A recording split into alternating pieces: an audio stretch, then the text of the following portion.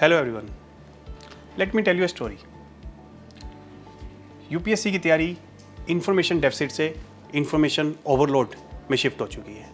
इसका क्या मतलब हुआ? जब मैंने तैयारी स्टार्ट की थी तो I was facing phenomena of information deficit. इसका क्या मतलब हुआ कि मुझे कोई गाइड करने वाला नहीं था कि क्या पढ़ना है, कितना पढ़ना है, कैसे पढ़ना है, कैसे तैयारी करनी है, एटसेट्रा। बट आज जो कैंडिडेट्स हैं वो इन्फॉर्मेशन ओवरलोड का फिनोमिना फेस कर रहे हैं कि इंटरनेट पे आज के टाइम में इतना कुछ है कि आज कैंडिडेट्स कंफ्यूज्ड फील करते हैं कि क्या पढ़ें, क्या क्या पढ़ें, कितना कितना पढ़ें, एटसेट्रा। दूसरा, मिसगाइडेड फील करते हैं क्योंकि इंटरनेट पे जिनका कभी प्रीलिम्स भी क्लियर नहीं हुआ वो भी स्टूडेंट्स को गाइड कर रहे हैं। तो इसीलिए जागरण जोश ने मुझे प्लेटफॉर्म प्रोवाइड किया सो डैट मैं आपको एक सिंपल स्ट्रैटेजी ऑनेस्ट मैनर में प्रोवाइड कर सकूं। तो प्रिपरेशन स्ट्रैटेजी पे जाने से पहले let me tell you the basics about this examination, क्योंकि मैं एज्यूम कर रहा हूं कि आप सभी बिगिनर्स हैं जो कि नेक्स्ट ईयर या next to next year appear होने जा रहे हैं। So let us first understand what is civil service. आपने स्कूल डेज में सोशल स्टडीज़ में पढ़ा होगा कि there is an institution named government which has 3 organs: executive, legislature and judiciary.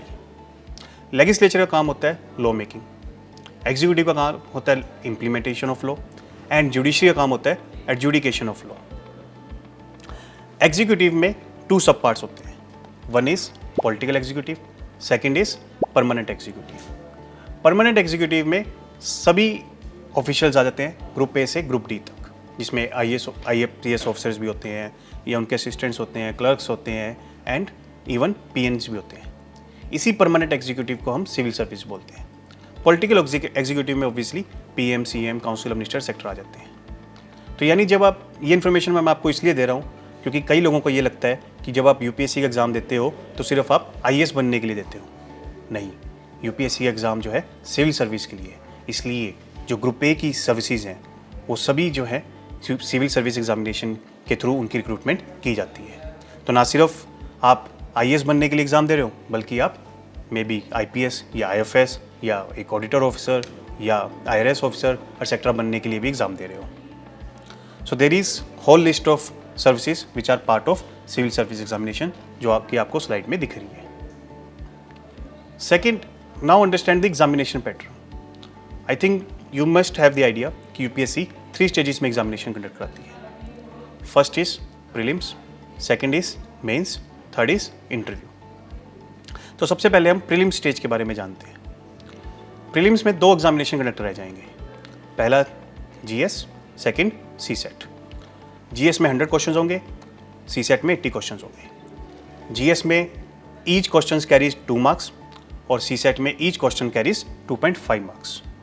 दोनों में नेगेटिव है of 1/3 of total marks, that is 0.66 marks in GS and 0.85 marks in CSET।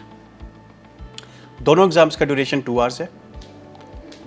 दोनों examination का मीडियम इंग्लिश एंड हिंदी है, मतलब paper आपको English और हिंदी दोनों में मिलेगा। दोनों के एग्ज़ाम्स के टोटल मार्क्स 200 हैं, बट दोनों में एक डिफरेंस है कि CSET एग्जामिनेशन क्वालिफाइंग है, दैट इज़ आपको सिर्फ 1/3 मार्क्स यानी 66.5 मार्क्स गेन करने हैं CSET में, बट GS के मार्क्स काउंट होंगे for the cut of.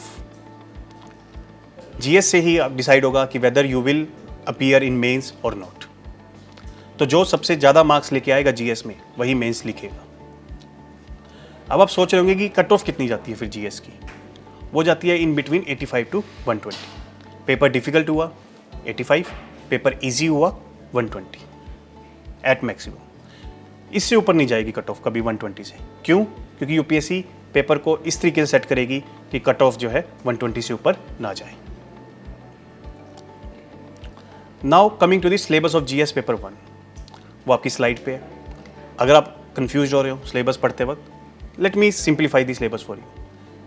Basically आपको GS पेपर 1 के लिए तैयार करना है number 1 polity, number 2 economy, number 3 history, number 4 geography, number 5 environment, number 6 science and tech, number 7 art and culture and number 8 current affairs. GS, और आपको मैं अब इनके क्वेश्चंस भी दिखा देता हूँ जो कि स्लाइड पे हैं, आप पढ़ सकते हो इनको। हिस्ट्री का क्वेश्चन कैसे आता है आपने अभी देखा, इन्वायरमेंट का क्वेश्चन कैसे आता है, you can C. Now the current affairs का क्वेश्चन किस तरीके से पूछा जाता है, ज्योग्राफी का क्वेश्चन कैसे जो है पूछा जाता है, साइंस एंड टेक का क्वेश्चन कैसे पूछा जाता है, पॉलिटी का क्वेश्चन कैसे पूछा जाता है, इकोनॉमी का क्वेश्चन कैसे पूछा जाता है, एंड सो ऑन। अब आते हैं सी सेट के सिलेबस पे, वो भी आपकी स्लाइड पे है। इसको भी मैं आपके लिए सिंप्लीफाई कर देता हूँ। तो यूपीएससी बेसिकली 3 चीज़ें सी सेट में पूछती है। Number 1 quantitative aptitude, number 2 reasoning ability जिसमें वर्बल नॉन वर्बल रीजनिंग आ जाती है, and number 3 English comprehension passage, जिसके क्वेश्चंस का मैं कोई एग्जांपल दे देता हूँ। जैसे ये क्वेश्चन क्वांटिटेटिव एप्टीट्यूड का है जो कि आप स्क्रीन पे देख सकते हो, ये क्वेश्चन पैसेज का है, ठीक है, and this one is of reasoning. आप वीडियो को पॉज करके इसको देख सकते हो। यहाँ पे अब आगे बढ़ते हम मेंस पे। मेंस में 9 पेपर्स जो है यूपीएससी कंडक्ट करती है। पहले 2 paper Indian language and English का है। इंडियन लैंग्वेज में आप हिंदी या any other regional language like Bengali, Marathi, Kannada, Tamil etcetera choose कर सकते हो। इंग्लिश और इंडियन लैंग्वेज का पेपर क्वालिफाइंग है, आपको सिर्फ 25% मार्क्स गेन करने हैं, that is 75 marks out of 300। उसके बाद रेस्ट ऑफ द 7 मार्क्स के जो है नंबर जुड़ते हैं for the final cut off. आपको रेस्ट ऑफ द 7 पेपर्स जो कि है SA, GS paper 1, GS paper 2, 3, 4 and 2 option papers, इसमें मैक्सिमम पॉसिबल मार्क्स गेन करने हैं। यहीं से आपका सिलेक्शन होगा फॉर द सिविल सर्विस। तो एक एक करके इन पेपर्स के बारे में जानते हैं, और ये सभी 7 पेपर्स 250 मार्क्स ईच के हैं। यूपीएससी एग्जामिनेशन जो है शिफ्ट्स में कराया जाता है। पहले दिन आपका एसए का पेपर होगा, फिर दूसरे दिन आपका जीएस पेपर 1 और जीएस पेपर 2 का पेपर होगा। जीएस पेपर 1 9 से 12 के बीच में करा लिया जाएगा, और जीएस पेपर 2 2 से 5 बजे के बीच में करा लिया जाएगा। ऐसे GS paper 3 9 to 12, GS paper 4 2 to 5, again optional 1 9 to 12, optional 2 2 to 5, Indian language 9 to 12, English 2 to 15। इस तरीके से जो है एक दिन में 2 पेपर करवाते हुए यूपीएससी 5 दिनों में आपके सभी 9 पेपर करवा लेगी। बट एक चीज़ याद रखना, एसए और जीएस पेपर 1 के बीच में एक छुट्टी मिलती है आपको, और जीएस पेपर 4 और इंडियन लैंग्वेज के बीच में 5 दिन की छुट्टी मिलती है। पहले ये छुट्टी नहीं मिलती थी, लेकिन अब यूपीएससी देने लगी है, ठीक है। तो अब आते हैं इनके सिलेबस पार्ट पे। तो इंडियन लैंग्वेज में आपसे यूपीएससी कॉम्प्रहेंशन पूछेगी, प्रिसाइज राइटिंग मतलब कि 1000 वर्ड का कॉम्प्रहेंशन देगी, उसको आपको 200 वर्ड्स में सपोज लिखना है। देन कुछ क्वेश्चंस ग्रामर के होंगे, एक ऐसे लिखवाएगी और ट्रांसलेशन देगी आपको। सेम पैसेज, एक पैसेज जो है सपोज आप हिंदी में लिख रहे हो पेपर, तो हिंदी टू इंग्लिश करना है, और एक पैसेज को इंग्लिश टू हिंदी में ट्रांसलेट करना है। इंग्लिश में भी सिमिलर है, comprehension, precise writing, some grammar and a short essay you have to write. Now coming to the GS paper 1, 2, 3 and 4 syllabus, वो मैं आपको स्लाइड में दिखाता हूँ। ये जीएस पेपर 1 का सिलेबस है, आप रीड आउट कर सकते हो।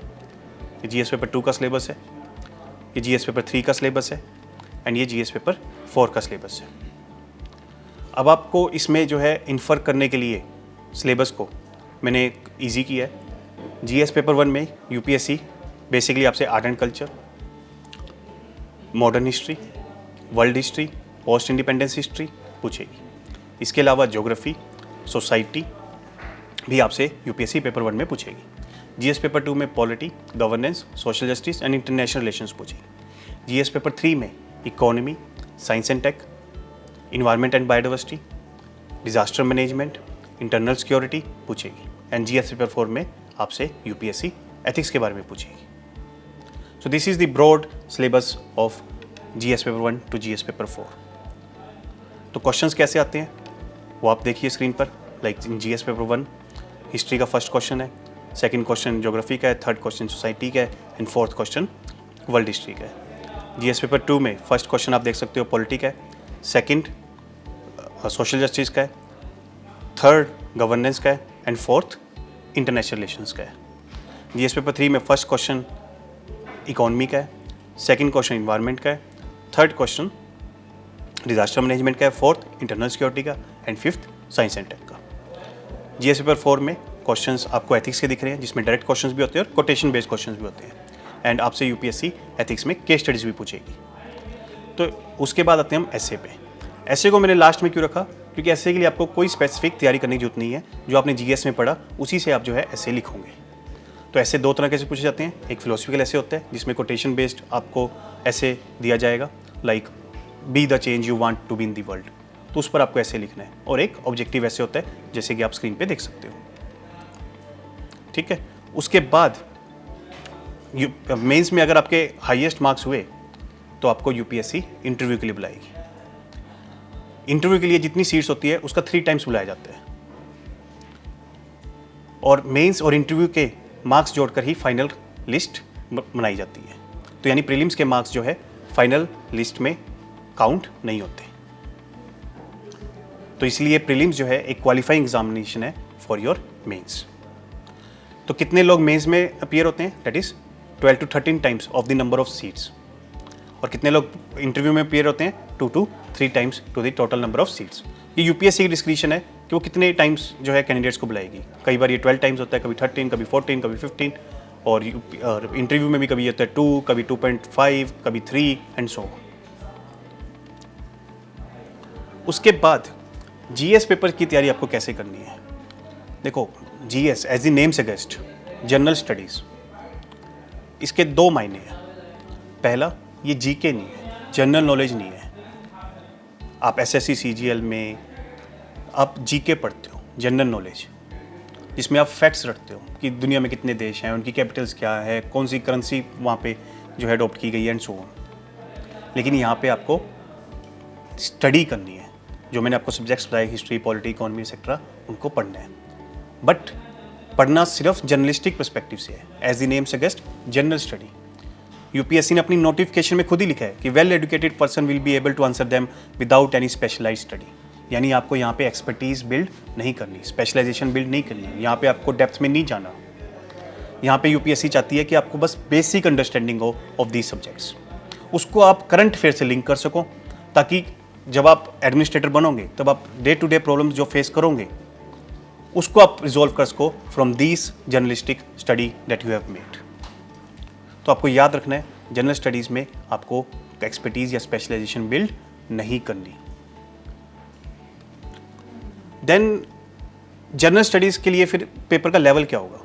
यूपीएससी कहती है कि 12th लेवल तक का ही मैं आपसे पूछूंगी, लेकिन ऑप्शनल में यूपीएससी चाहती है कि आप स्पेशलाइजेशन बिल्ड करो, एक्सपर्टीज़ बिल्ड करो, क्योंकि ऑप्शनल का लेवल यूपीएससी ने बैचलर्स टू मास्टर्स लेवल का रखा हुआ है। अब मास्टर्स लेवल्स का ही मान के चलिए।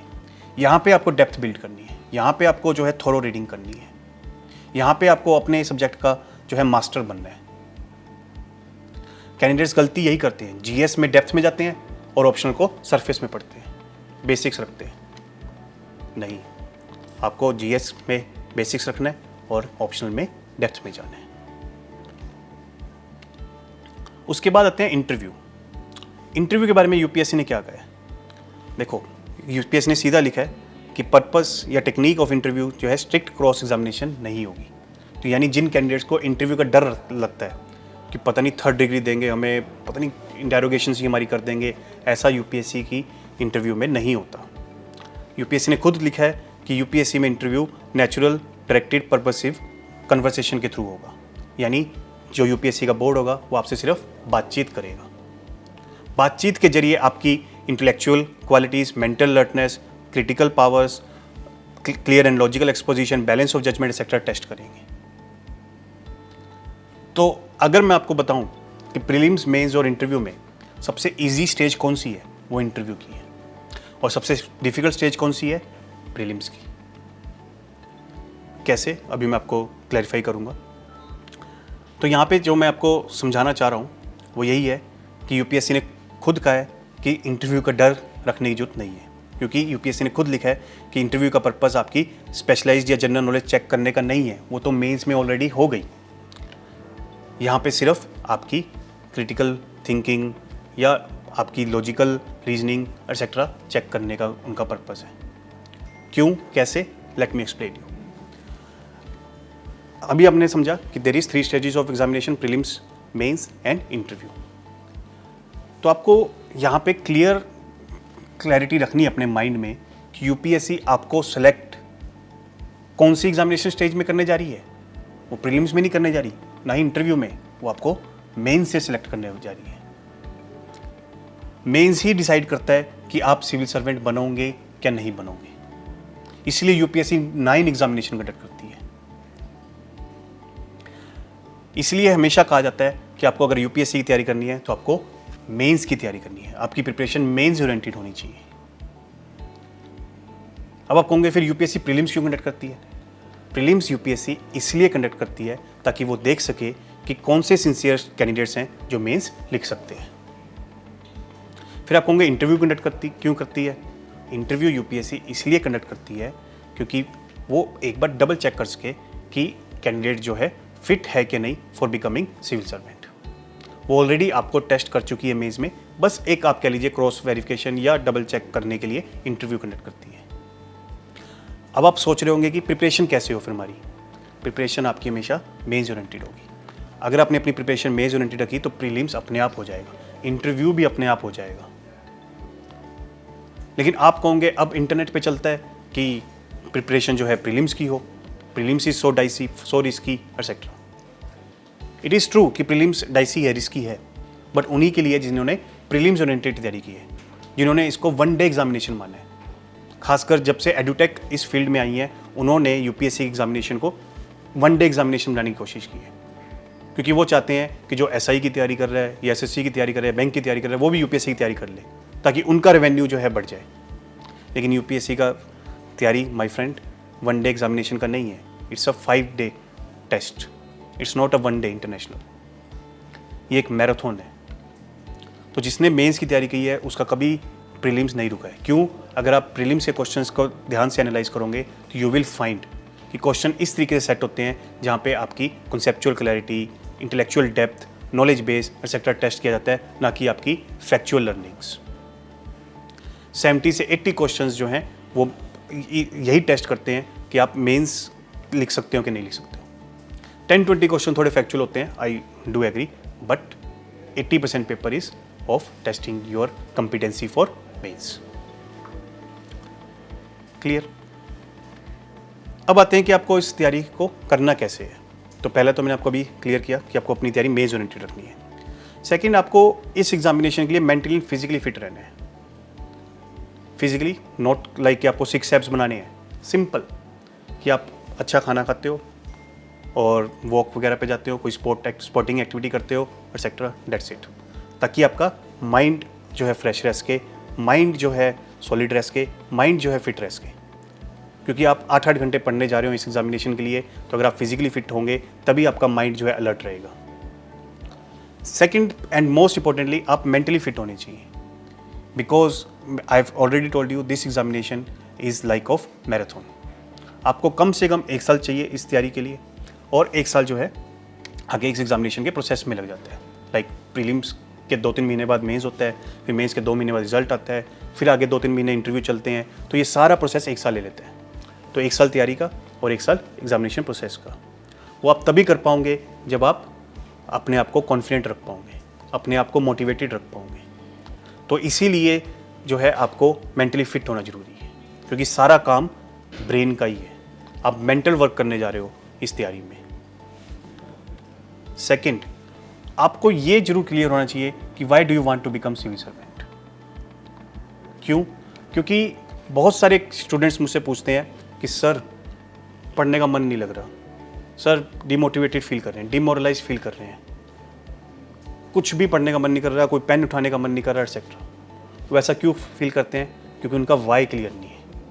अगर आपका वाई क्लियर है कि आप क्यों सिविल सर्वेंट बनना चाहते हो, कि आप कोई सोशल सर्विस करना चाहते हो या आप अच्छी कैरियर ग्रोथ पाना चाहते हो एक्सेट्रा, तब कभी भी आप डिमोटिवेटेड फील नहीं करोगे। क्यों? अगर डिमोटिवेशन आया भी, डिमोरलाइज हुए भी, तब जब भी आप अपने वाई को याद करोगे आप तुरंत जो है मोटिवेटेड हो जाओगे कि मैं पढ़ाई करूँगा, मैं इस एग्ज़ाम को क्लियर करूँगा। तो इसलिए my friends, in the beginning itself you have to realise your why of your civil service preparation. Third आते हैं आप हैबिट्स पे, कि आपको एक वेल ऑर्गेनाइज डेली रूटीन रखना है। इसका क्या मतलब हुआ कि आपको डिसिप्लिन रहना है। अब आप होंगे सर हमारे स्कूल के टीचर्स भी बोलते थे कि be discipline, be discipline, be discipline. अब स्कूल में तो हुए नहीं, कॉलेज में तो हुए नहीं थे, अब सिविल सर्विस की तैयारी में क्यों होंगे? आपको होना पड़ेगा।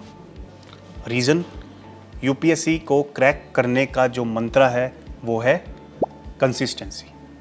कंसिस्टेंसी, आपको डेली पढ़ना है, आप इसमें छुट्टी नहीं ले सकते। आप डेली तभी पढ़ पाओगे जब आप डिसिप्लिन होंगे। डिसिप्लिन का मतलब क्या है कि आप एक फिक्स टाइम पे सोओगे, फिक्स टाइम पे उठोगे, फिक्स टाइम पे आपका ब्रेकफास्ट होगा, लंच होगा, डिनर होगा, फिक्स टाइम पे आप पढ़ोगे एंड सो ऑन। अगर आप अपने आप को डिसिप्लिन रखते हो तभी आप इस एग्ज़ाम को क्रैक कर पाओगे। ये आपके स्कूल और कॉलेज का एग्जामिनेशन नहीं है जहाँ पे आपने आखिरी के 1-2 महीने में कुछ पढ़ लिया, उसी से फर्स्ट डिवीज़न आप ले आए। ये कंपटीशन का एग्ज़ाम है। आप डेली नहीं पढ़ोगे तो आपका कंपटीटर पढ़ रहा है, वो एग्ज़ाम क्रैक कर जाएगा। देन टाइम टेबल आपको अपने अकॉर्डिंग ही सेट करना है। कई बच्चे जो हैं रात को पढ़ना पसंद करते हैं, कई बच्चे सुबह जल्दी उठ के पढ़ना पसंद करते हैं। तो अपने हिसाब से टाइम टेबल सेट करो, बट डू रिमेंबर आपको कम से कम 8 घंटे जरूर पढ़ना है। उसके बाद current affairs. Most of the students static part को पढ़ना पसंद करते हैं, like history, polity, economy etcetera. उनकी किताबें पढ़ लेंगे, बट करंट अफेयर्स को अवॉइड करते हैं। बट माय डियर फ्रेंड्स, आपको करंट अफेयर्स को अवॉइड नहीं करना, क्योंकि 25% से ज़्यादा पेपर जो है करंट अफेयर से प्रीलिम्स में, और जीएस पेपर 2-3 तो मेंस में करंट अफेयर से ही है। इवन करंट अफेयर आपके जीएस पेपर 1-4 के लिए भी रेलिवेंट है, वहाँ पर कुछ एग्जांपल्स के तौर पे आप लिखोगे। Even in your optional you have to link various theories और thinkers ideas with the current affairs. जितना आप उनको लिंक करोगे उतने ज़्यादा आप मार्क्स गेन करोगे। तो मैं अगर कहूँ सबसे important part of your preparation क्या है, वो है करंट अफेयर्स। जिसने करंट अफेयर्स को अच्छे से किया है उसका एग्जामिनेशन कभी नहीं रुका है, और जिसने करंट अफेयर नहीं किया उसका कभी एग्जामिनेशन क्लियर हुआ ही नहीं। तो यानी सिंपल सी स्ट्रेटजी आपको रखनी है कि बेसिक बुक्स पढ़नी है प्लस करंट अफेयर्स पढ़ना है, डेट्स इट। अगर आपने ये 2 चीज़ें अच्छे से कर दी, you are bound to become civil servant. जैसे मैं आपको बता रहा था, आपको फैक्चुअल डिटेल्स भी आपको स्लाइड में दिख रही होंगी। प्रीलिम्स में average questions from current affairs is 26%, यानी 1/4 पेपर करंट अफेयर से ही आएगा। मेंस में 60-70% क्वेश्चंस प्राइमरली जीएस 2-3 में तो करंट अफेयर से ही होता है। I have already told you कि ऑप्शनल में भी जो है आप करंट अफेयर से क्वेश्चंस होंगे, खासकर आपके ऑप्शनल पेपर 2 में, और ऑप्शनल पेपर 1 में भी आपको थ्योरीज वगैरह करंट अफेयर से लिंक करनी होगी। आपको मैं कुछ क्वेश्चंस दिखा देता हूँ, आप स्लाइड में खुद देख सकते हो। लाइक ये ज्योग्राफी का क्वेश्चन है। ज्योग्राफी आप सोचते हो कि स्टैटिक पार्ट है, उससे करंट अफेयर क्या आएगा? आप क्वेश्चन देख सकते हो प्रीलिम्स में, ज्योग्राफी से भी एक करंट अफेयर का क्वेश्चन आया हुआ है। हिस्ट्री, आप सोच रहे होंगे हिस्ट्री स्टैटिक है, वहाँ से करंट अफेयर से कैसे क्वेश्चन आ सकता है? You can C in this slide कि कैसे एक क्वेश्चन हिस्ट्री से भी करंट अफेयर से आया है। देन पॉलिटी से, गवर्नेंस से, then you can see from economy a question from current affair is there. Then science and tech से एक क्वेश्चन है करंट अफेयर से, मैं आपको दिखा रहा हूँ। आईआर से क्वेश्चन आते हैं करंट अफेयर से। मेंस में आप देख सकते हो पेपर 1 में कैसे स्मार्ट सिटीज़ पे क्वेश्चन पूछा गया है, पेपर 2 में कोऑपरेटिव फेडरलिज्म, पेपर 3 में digital India and so on. तो फिर आपको करंट अफेयर्स कहाँ से प्रिपेयर करना है? करंट अफेयर्स के लिए ऑब्वियसली जो पेपर सजेस्टेड है वो the Hindu and the Indian express. आप एक न्यूज़पेपर पढ़िए जिसमें भी आप कंफर्टेबल हो। जो हिंदी मीडियम के स्टूडेंट्स हैं वो जागरण जोश को रेफर कर सकते हैं। देन अदर गवर्नमेंट सोर्सेज भी आप प्रेफर कर सकते हो, like PIB, PRS, Rajya Sabha TV, Lok Sabha TV, योजना, कुशेत्तर, economic and political weekly magazines भी आप रेफर कर सकते हो। आपको इतना कुछ रेफर करना पड़ेगा? Isn't it overloading my work? तो आप बिल्कुल सिंपल रखिए, आप अगर आप एक न्यूज़पेपर डेली पढ़ पा रहे हो, आपको करंट अफेयर के लिए कुछ और पढ़ने की जरूरत नहीं है। अब न्यूज़पेपर कैसे पढ़ते हैं उसकी डिस्कशन हम किसी और सेशन में करेंगे। उसके बाद एक इंपॉर्टेंट डिसीजन आपको अपनी प्रिपरेशन की बिगिनिंग में लेना होगा, that is of choosing optional. One of the most important decision you have to make in beginning of your preparation is choosing optional, because optional carries 500 marks. That's why जिसने ऑप्शनल में फोड़ा वही UPSC में selection पाएगा. Let me tell you my friends, GS ऐसे आपको interview की कॉल दिलवाएगा, ऑप्शनल जो है आपको फाइनल लिस्ट में नाम दिलवाएगा. तो इसलिए ऑप्शनल, राइट ऑप्शनल चूज़ करना काफ़ी क्रिटिकल है. तो पहले तो मैं आपको दिखा देता हूँ कि list of the optional subjects, जिसमें से आप कोई एक चूज़ कर सकते हो अपने एग्जामिनेशन के लिए, वो आप देख सकते हो. अब आते हैं कि किन फैक्टर्स पे आपको ऑप्शनल चूज़ करना चाहिए. First and foremost is interest in the subject. आपको अपने ऑप्शनल में इंटरेस्ट आना चाहिए. इंटरेस्ट का मतलब क्या है कि जब आप उसको पढ़ें तो आपको मज़ा आना चाहिए, आपको वो बोरिंग नहीं लगना चाहिए. अगर आपको वो बोरिंग लगेगा तो आपके लिए वो बर्डन हो जाएगा. अगर आपको मज़ा आएगा तो आपके लिए गेम जो है बहुत ही आसान हो जाएगी. सेकंड, कि आपका एकेडमिक बैकग्राउंड क्या है. फॉर एग्जांपल आपकी ग्रेजुएशन मैथमेटिक्स से, तो आप मैथमेटिक्स ले सकते हो. आपकी ग्रेजुएशन कॉमर्स से थी तो आप कॉमर्स ले सकते हो, and so on. Third factor होता है कि जीएस पेपर सिलेबस से क्या ओवरलैप, कितना सिलेबस ओवरलैप कर रहा है. For example public administration, political science, sociology, economy, इनका सिलेबस जीएस से भी ओवरलैप करता है. तो जब आप ऑप्शनल तैयार करोगे तो आपका जीएस भी बहुत इजीली तैयार हो जाता है. फोर्थ है कि कोचिंग अवेलेबल है कि नहीं, कोई टीचर अवेलेबल है कि नहीं जो आपको पढ़ा सके, समझा सके, गाइड कर सके, मेंटर कर सके, etcetera. Fifth is study material available है कि नहीं, कि कुछ स्टैंडर्ड बुक्स हैं जिसको आप पढ़कर समझकर एग्ज़ाम लिख सकते हो और क्रैक कर सकते हो. और वो ऑप्शनल स्कोरिंग है कि नहीं, कि क्या यूपीएससी उसको मार्क्स अच्छे से देती है नहीं देती. इन सभी फैक्टर्स में मैं बताऊं, एक ही फैक्टर सबसे इम्पोर्टेंट है, वो है इंटरेस्ट. अगर आपका उस ऑप्शनल में इंटरेस्ट है तो अपने आप स्टडी मटेरियल अरेंज हो जाते हैं, अपने आप आपको राइट मेंटर भी मिल जाता है, अपने आप जो है सब्जेक्ट तैयार भी हो जाता है, उसमें स्कोर भी आ जाता है. तो याद रखना माय फ्रेंड्स कि कैंडिडेट जो है स्कोर लाता है, ना कि ऑप्शनल. अगर आपने सिर्फ राइट ऑप्शनल चुना है जो आपके इंटरेस्ट से अलाइन करता है तो आप उसमें स्कोर गेन कर लोगे. तो इसीलिए आपको क्या करना है कि जिन भी आपके ऑप्शंस में इंटरेस्ट है, लाइक सपोज आपका सोशियोलॉजी या पॉलिटिकल साइंस या फिलोसफी सेक्टर में इंटरेस्ट है, तो उनको 10-10 दिन पढ़ के देखो. जो सा सब्जेक्ट आपको पढ़ने में सबसे अच्छा लगा चूज़ कर लो. That's the simplest formula you can adopt for choosing optional. Next is आपके प्रिपरेशन के सोर्सेज क्या होने चाहिए, आपको स्टडी मटेरियल क्या रेफरेंस करना चाहिए. First is NCERT. आपको सभी सब्जेक्ट्स की 6 से लेकर 12th क्लास की एनसीईआरटीज़ को पढ़ना है. अब आप सोच रहे होंगे कि sir do I need to go back to my school days. Yes sir, मैंने तो एनसीईआरटी पढ़ ली थी स्कूल में, अब दोबारा क्यों पढ़ूं. क्योंकि यूपीएससी एनसीईआरटी से सवाल पूछती है. तो आप कहोगे कि ये स्कूल लेवल का एग्जामिनेशन हुआ, फिर तो नहीं. जब आपने स्कूल डेज में एनसीईआरटीज पढ़ी थी, polity, economy, geography, history sector की, तब आपने, आप कह लीजिए, इन्फॉर्मेशन ही गेन की थी. मैं ये भी नहीं कहूँगा कि बेसिक अंडरस्टैंडिंग गेन की, आपने सिर्फ इन्फॉर्मेशन गेन की. क्यों? क्योंकि हमारे स्कूल्स में सोशल स्टडीज़ को इंपॉर्टेंस नहीं दिया जाता. सब लोग जो है physics, chemistry, math, biology etcetera पढ़ने में लगे हुए हैं. लेकिन अब जब आप दोबारा एनसीईआरटीज़ को खोलोगे तब आप उसको समझोगे. अब आपको जो है एक बच्चे के पर्सपेक्टिव से जो है एनसीईआरटी नहीं पढ़नी, अब आपको एक सिविल सर्विस एस्पिरेंट के पर्सपेक्टिव से पढ़नी है कि जो साइलेंट कॉन्सेप्ट्स आपको दिए गए हैं वो एज अ सिविल सर्वेंट अपनी सर्विस में आप कैसे अप्लाई करोगे. ऑलराइट, तो आई हैव टोल्ड यू कि आपके ये बेसिक कॉन्सेप्ट्स क्लियर करेगी. सेकंड, कि यूपीएससी यहाँ से सवाल पूछती है क्योंकि ये गवर्नमेंट का सोर्स है. बाकी सभी जो हम टेक्स्ट बुक्स अभी मेंशन करेंगे आपकी प्रिपरेशन के लिए वो प्राइवेट पब्लिशर्स की है, लेकिन एनसीईआरटीज़ गवर्नमेंट पब्लिश करती है. तो इसीलिए गवर्नमेंट का एक ऑथेंटिक डॉक्यूमेंट पढ़ना जरूरी है. Alright, now I have show you the questions that is being asked from NCERT itself. मैं हवा में बातें नहीं कर रहा था कि एनसीईआरटी से क्वेश्चन पूछती है यूपीएससी, सच में पूछती है. ये देखिए, ये पॉलिटी से क्वेश्चन पूछा गया है, ये ज्योग्राफी से क्वेश्चन पूछा गया जो कि एनसीईआरटी से है, ये हिस्ट्री से क्वेश्चन पूछा गया है. मेंस में आप क्वेश्चन देख लीजिए कि एनसीईआरटी से आते हैं इंडस्ट्रियल रेवोल्यूशन पे, कल्चरल डाइवर्सिटी पे, एक्सेट्रा. अब आते हैं कुछ एडवांस बुक्स पे. तो सबसे पहले आपको क्या पढ़ना है? एनसीईआरटी. क्यों? बेसिक्स आपके वो डेवलप कर देगी. सेकंड थर्ड रीजन मैंने आपको ऑलरेडी टोल्ड कि क्वेश्चंस आते हैं वहाँ से. और गवर्नमेंट का ये ऑथेंटिक डॉक्यूमेंट है। एनसीईआरटी पढ़ने के बाद आप एडवांस टेक्स्ट बुक्स पे आना, सीधा एडवांस टेक्स्ट बुक्स पे मत आना। एनसीईआरटी के बाद वो कौन सी हैं? नंबर 1 पॉलिटी के लिए लक्ष्मीकांत, हिस्ट्री के लिए आप स्पेक्ट्रम रेफर कर सकते हो, ठीक है। ज्योग्राफी के लिए 6 से 12 की एनसीईआरटी इनफ होती है, लेकिन फिर भी आप एडवांस टेक्स्ट बुक पढ़ना चाहते हो तो पीएमएफआईएस की ज्योग्राफी की बुक आप पढ़ सकते हो। इकोनॉमी के लिए आप विवेक सिंह पढ़ सकते हो। आर्ट एंड कल्चर के लिए नितिन सिंघानिया पढ़ सकते हो, and the list goes on.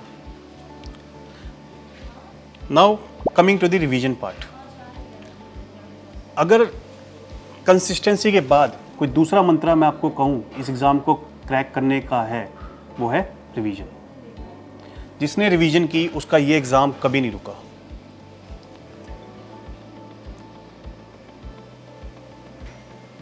अब आपको रिवीजन कैसे करनी है? Let me tell you my friend, आपको हर सब्जेक्ट की 4 रिवीजन्स करनी है, चाहे वो पॉलिटी हो, इकोनॉमी हो, ज्योग्राफी हो, हिस्ट्री हो या आपको ऑप्शनल्स हो। अगर आपने 4 बार रिवाइज नहीं किया तो मान लेना आपका वो सब्जेक्ट तैयार नहीं हुआ। स्टूडेंट्स मुझे कहते हैं कि सर मैंने एक बार ये पॉलिटी पढ़ लिया, एक बार मैंने इकोनॉमी पढ़ लिया, मेरा ये सब्जेक्ट तैयार हो गया। नहीं, जब तक 4 बार नहीं पढ़ा तब तक वो सब्जेक्ट तैयार नहीं हुआ। तो आप कहोगे कि एक ही टेक्स्ट को 4 बार पढ़ना पड़ेगा? यस, फिर तो मैं बहुत सारे टेक्स्ट पढ़ ही नहीं पाऊंगा। अरे बहुत सारे टेक्स्ट पढ़ने ही नहीं है। मैंने आपको क्या कहा?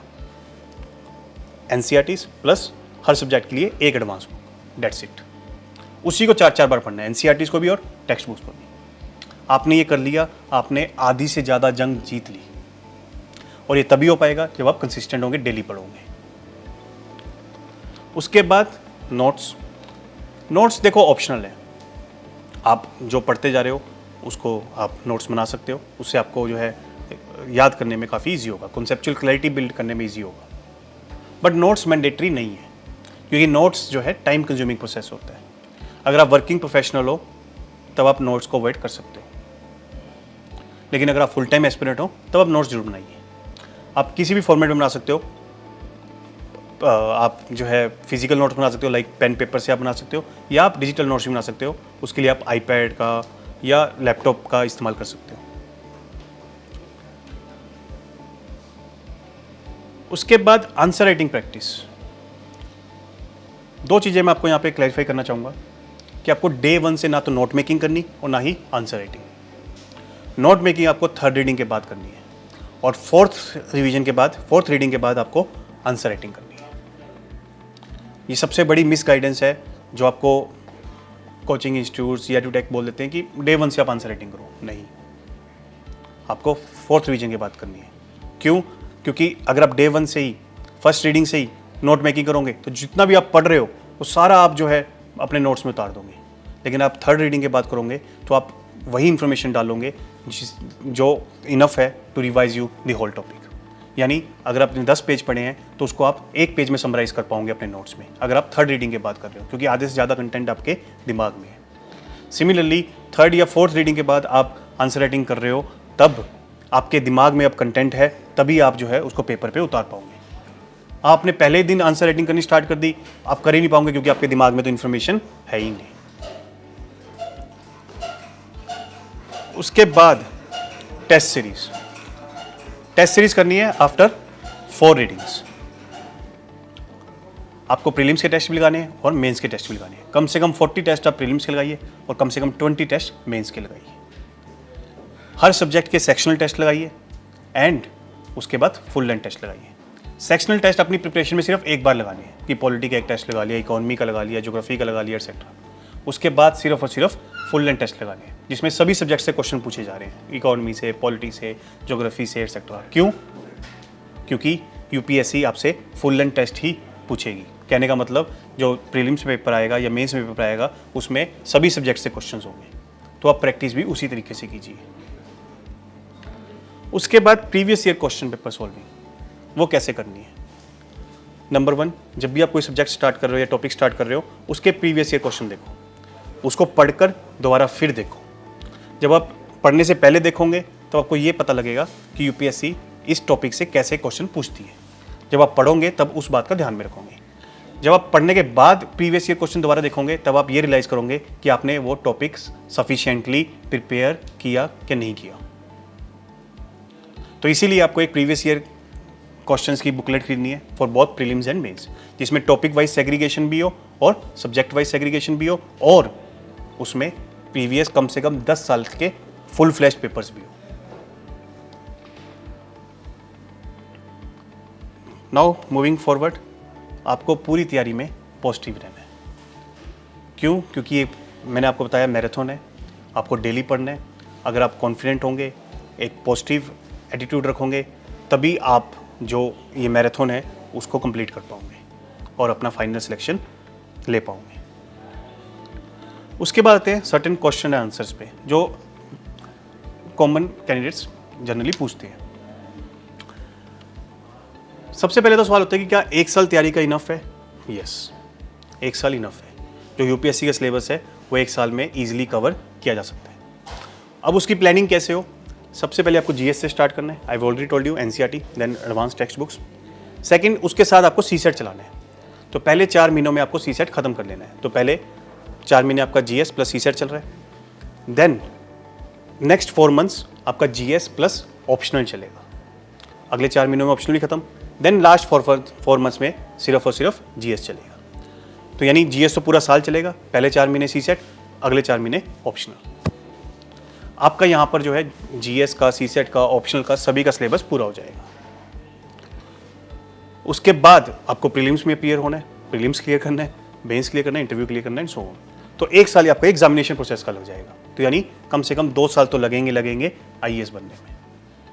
इससे जल्दी आप आईएएस नहीं बन सकते। हड़बड़ी में आप गड़बड़ी करोगे, हेस्ट विल गो वेस्ट। तो आप 2 साल तैयारी के लेकर चलिए और कभी भी ये नहीं मानना कि मेरे पास 6 अटेम्प्ट है, 9 अटेम्प्ट है या लिमिटेड अटेम्प्ट है, that depends on your category. आपको हमेशा मानना है कि मेरे पास एक ही अटेम्प्ट है और वो मेरा आखिरी है।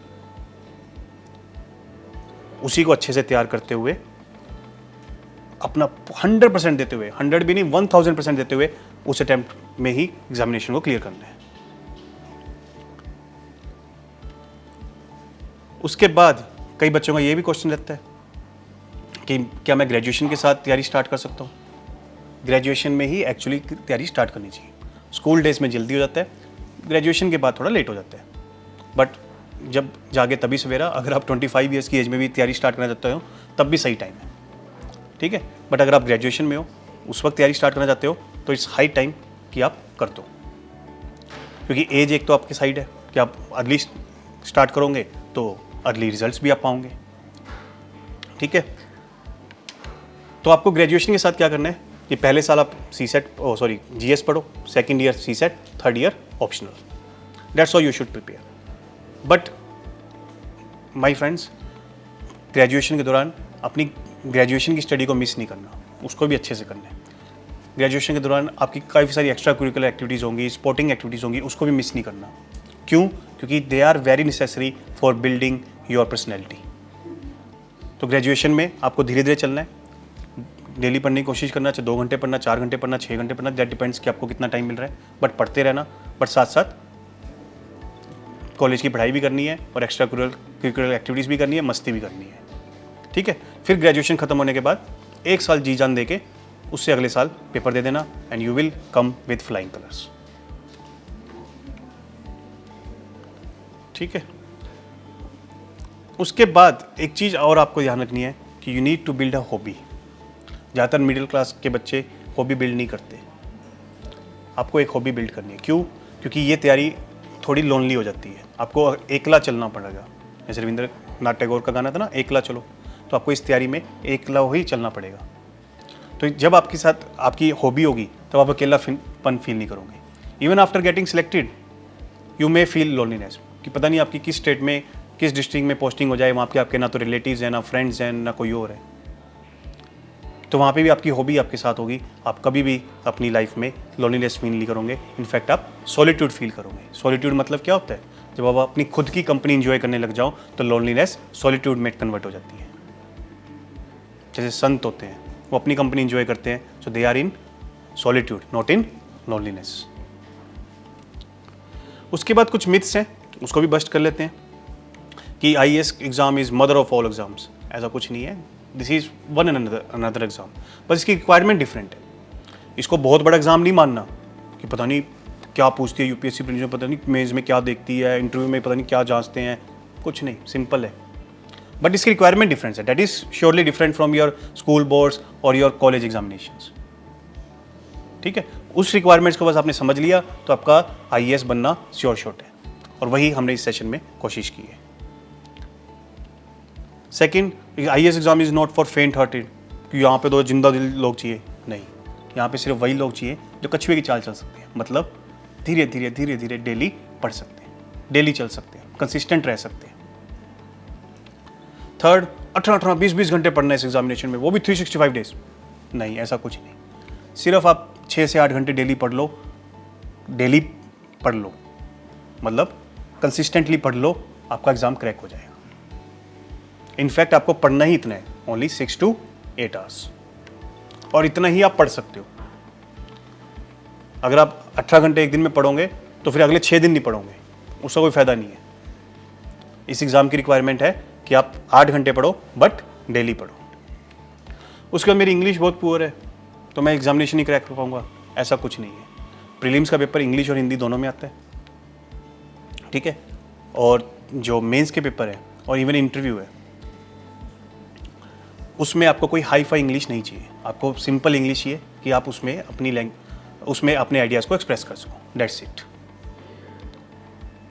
इवन इंटरव्यू में आप अपनी लैंग्वेज में भी इंटरव्यू दे सकते हो, लाइक अगर आप बंगाली में, पंजाबी में, मराठी में इंटरव्यू देना चाहते हो वो भी दे सकते हो। यूपीएससी खुद ट्रांसलेटर अरेंज करेगी, उसको आपके आइडियाज़ चेक करने हैं, आपकी मेंटल कैलिबर चेक करनी है, ना कि आपकी language. Then Delhi is Mecca for IAS aspirant. अगर दिल्ली आओगे, मुखर्जी नगर आओगे, और राजेंद्र नगर आओगे, तभी आपका एग्जाम क्रैक होगा, नहीं, ऐसा कुछ नहीं है। आप घर बैठे भी तैयारी कर सकते हो, प्रोवाइडेड आपको राइट गाइडेंस मिले। अगर आपके पास राइट गाइडेंस है, स्टडी मटेरियल आपके पास है, वो तो आजकल ऑनलाइन मिल ही जाता है। आप अमेजोन, फ्लिपकार्ट पे जितनी भी टेक्स्ट बुक्स मैंने रिकमेंड की, आप ऑनलाइन ऑर्डर कर सकते हो, ठीक है। आजकल हर कोचिंग इंस्टीट्यूट जो है ऑनलाइन क्लासेस भी प्रोवाइड कर रहा है एंड सो ऑन। तो अगर आपने राइट मेंटर्स को चुना है, राइट डायरेक्शन में आप तैयारी कर रहे हो, तो आप घर बैठे बैठे भी तैयारी कर सकते हो। उसके बाद लक, यूपीएससी तो लक से होता है, जिसकी किस्मत होती है वही बनता है, नहीं, ऐसा कुछ नहीं है। जो सिंसियरली तैयारी करता है वही आईएएस बनता है। And even it is said, luck favours the hard working person, luck favours the courageous person, luck favours the confident person. तो अगर आप कॉन्फिडेंट हो, आप हार्ड वर्किंग हो, आप सिंसियर हो, तो आपको लक फेवर करेगा ही करेगा, आपको अपने कर्मों का फल मिलेगा ही मिलेगा। Then next, what if you get failed in UPSC CSC. देखो, पहली बात तो ये कि इसके बारे में सोचना ही नहीं, कोई प्लान बी सी के बारे में सोचना ही नहीं। अगर आपका प्लान बी सी है तो यानी आपका प्लान है ही नहीं, एक्चुअल में आपका प्लान ए प्लान बी ही है। दूसरा, मैक्सिमम 3 अटैम्प्ट देने। मैंने आपको बताया कि पहला अटैम्प्ट ही आपका लास्ट अटैम्प्ट होना चाहिए। खुदा ना खास्ता कोई 0.01% रीज़न की वजह से नहीं हुआ, तब सेकेंड अटैम्प्ट देना है। चलो एक बार और मौका दे देना अपने आप को, थर्ड अटैम्प्ट देना है। उसके बाद आपको यूपीएससी के अटैम्प्ट नहीं देने। उसके बाद आप सोच सकते हो कि आपको प्लान बी सी डी कौन सा फॉलो करना है, लेकिन पहले 3 अटैम्प्ट तक अपने आपको यूपीएससी के लिए फुल्ली डेडिकेट कर देना है। And one more thing, UPSC की तैयारी में वही आए जो यूपीएससी को क्रैक करना चाहते हैं, जो सिविल सर्वेंट बनना चाहते हैं। अगर आपके किसी फ्रेंड ने या मम्मी पापा ने बोल दिया कि बेटा आईएएस बन जाओ, बस उसी के लिए आप जो है यूपीएससी की तैयारी में आ रहे हो, मत आना। आप खुद से चाहते हो सिविल सर्वेंट बनना, तभी आना, और सिर्फ अपने आप को मैक्सिमम 3 अटैम्प्ट देना। नहीं हुआ, प्लान बी सी डी। और इनफैक्ट मैं बताऊँ, अगर आप प्लान बी सी डी की तरफ गए, खुदा ना खास्ता ऐसा ना हो आप सिविल सर्वेंट ही बनो, लेकिन फिर भी अगर मान लो जी यूपीएससी नहीं हुआ, तो आप प्लान बी सी डी में बहुत अच्छा करोगे, क्योंकि यूपीएससी की तैयारी आपको इतना कुछ सिखा देगी कि आप किसी भी फील्ड में होंगे इस दुनिया की, आप वहाँ पे अच्छा ही करोगे। उसके बाद आता है कि लाखों लोग इस एग्ज़ाम को देते हैं, तो इतना हाई इंटेंस कंपटीशन है, तो आप कैसे क्रैक करोगे? Let me tell you friends, there are only 30,000 students who are sincerely preparing for this examination. बाकी सब मौज मस्ती करते हैं। तो अगर 3-3.5 लाख लोग प्रीलिम्स में अपीयर हो रहे हैं, तो उसमें सिर्फ 30,000 कैंडिडेट्स ही सिंसियर है। उसमें से 15,000 कैंडिडेट्स जो है यूपीएससी प्रीलिम्स के लिए बुलाएगी, तो आपका कंपटीशन सिर्फ 30,000 से है। तो यानी आपको सिर्फ 2 लोगों से compete करना है for getting an opportunity to appear in mains. ऐसे ही जो आउट ऑफ दिस 50,000 6,000 कैंडिडेट्स ही जो हैं मेंस के लिए सिंसियरली तैयार किए हुए थे, तो उसमें से अराउंड 2.5 से 3,000 कैंडिडेट्स इंटरव्यू के लिए अपीयर होंगे। तो यानी आपका इंटरव्यू के लिए भी कंपटीशन सिर्फ 2 से 3 कैंडिडेट्स के साथ ही है। Again in interview out of 2,500 students 1,000 candidates are going to be selected. तो अगेन आपका यहाँ पे कंपटीशन 2 या 3 स्टूडेंट्स ही है। तो यानी आपको अपने पे काम करना है। आप अपने आप को अच्छा कीजिए, आप अपने आप को बेस्ट बनाइए, आपका सिलेक्शन होगा ही होगा। तो यानी आपको इस कंपटीशन से नहीं डरना। देन करप्शन होती है यूपीएससी एग्जामिनेशन में। Let me tell you, UPSC examination सबसे ज़्यादा फेयर है। यहाँ पे करप्शन इनफैक्ट है ही नहीं, अगर है तो बहुत ही मिनिमल है। आई बिलीव कि नहीं है। अगर so you may have heard success stories of so many people जो कि बिल्कुल ही हम्बल बैकग्राउंड से थे और वो आईएएस बने। देन वेटरन्स फेल हो जाते हैं। आप सुनते हो कि किसी ने 5 अटैम्प्ट दिए थे, 6 अटैम्प्ट दिए थे, नहीं हो पाया। वो फेल क्यों होते हैं? क्योंकि उन्होंने अपनी तैयारी में गलतियां की थी। इधर उनको गाइडेंस नहीं मिली या वो मिसगाइडेड हुए। बस आप राइट डायरेक्शन में तैयारी करोगे, सिंसियरली करोगे, आपका सिलेक्शन होगा ही होगा। उसके बाद बहुत सारी बुक्स हैं टू रेफर फॉर यूपीएससी, बहुत कुछ पढ़ना पड़ेगा नहीं। मैंने आपको ऑलरेडी टोल्ड यू कि आपको बस एनसीईआरटी और हर सब्जेक्ट के लिए एक एडवांस टेक्स्ट पढ़नी है। That's enough for clearing UPSC. IAS जो है बेस्ट जॉब है ऑन द अर्थ, ऐसा भी नहीं है। IAS no doubt is one of the best job in India और maybe on earth, but it is not the best job. आप IAS बने तो आप मान लीजिए कि वही बेस्ट जॉब थी इस दुनिया की। आईएएस नहीं बने, जो भी आप इस दुनिया में कर रहे हो वो बेस्ट है। उसके बाद यूपीएससी का सिलेबस बहुत वास्ट है, sky is the limit. No, मैंने आपको प्रीलिम्स और मेंस दोनों का सिलेबस दिखाया। यूपीएससी उससे बाहर कभी भी कोई क्वेश्चन नहीं पूछती। क्वेश्चन हमेशा सिलेबस से ही पूछा जाता है। हाँ, सिलेबस है large, but it's not like कि वो कवर नहीं हो सकता। 1 साल में वो कवर हो जाता है अगर आपने शिद्दत से मेहनत की है।